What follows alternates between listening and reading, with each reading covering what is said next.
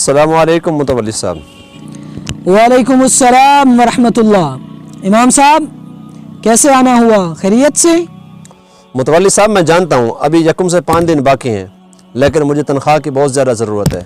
मैं और मेरे भाई अभी अस्पताल से आ रहे हैं। मेरी बच्ची 10 दिन से हॉस्पिटल में एडमिट है। आपसे गुजारिश है कि एडवांस तनख्वाह दे दें ताकि मैं अपनी बच्ची का अच्छी तरीके से इलाज करा सकूँ।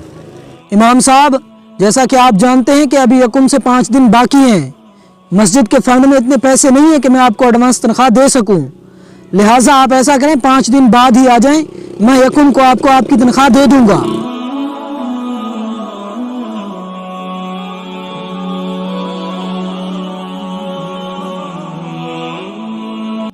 अस्सलामु अलैकुम नमाजी भाइयों।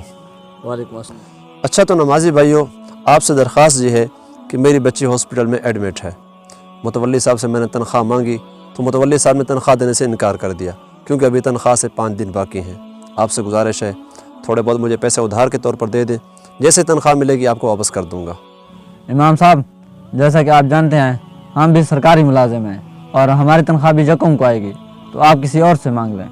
अस्सलामु अलैकुम निशान भाई। वालेकुम अस्सलाम इमाम साहब। निशान भाई बात यह है कि मेरी बेटी अस्पताल में दाखिल है। मुतवल्ली साहब तनख्वाह नहीं दे रहे चूँकि यकम से अभी 5 दिन बाकी हैं।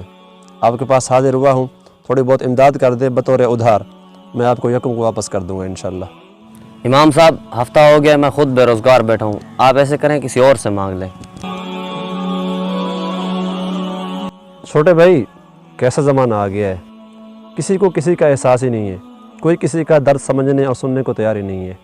मेरी बेटी हॉस्पिटल में तड़प रही है और यहाँ कोई 1 रुपया देने को तैयार नहीं है। अगर इस्लाम में ख़ुदकुशी जायज़ होती तो मैं कब का ख़ुदकुशी कर चुका होता और अपनी बेटी को यूँ तड़पता ना देखता। अल्लाह ही रहम करे इस कौम पर।